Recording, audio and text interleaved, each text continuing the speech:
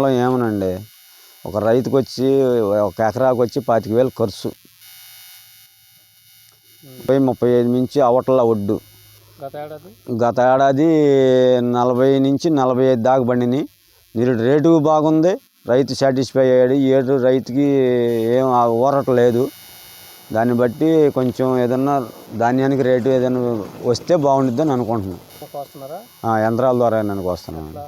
యంత్రాన్ని వచ్చి గంటకు వచ్చి 3,000 అండి. ఎకరం వచ్చి 2 గంటలు పట్టవచ్చు పడిపోతే.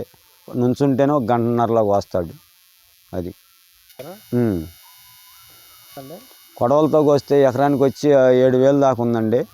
కోత కుప్ప నూర్పిడి వచ్చేసరికి గట్టిగా 30,000 అవుతున్నాయండి.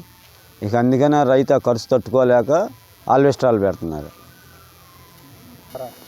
రేటు వచ్చి 1,400 మించలేదండి ఇప్పుడు వరకు.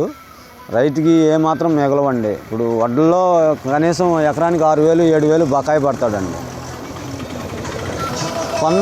ఇప్పుడు అందరికీ కాగితాలు ఉండవు కదండి, ప్రతి రైతుకి కాగితం ఉండదు, లేబర్ ఎక్కువ కదా.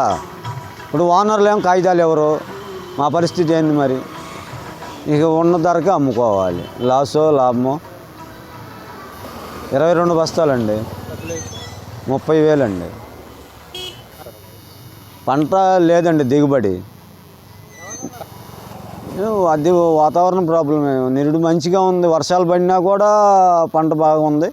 ఈ ఏడు వర్షం లేకపోయినా అసలు లెక్క అయితే బాగా పండాల్సింది ఈ ఏడే, కానీ దిగుబడి తగ్గింది ఈ సంవత్సరం.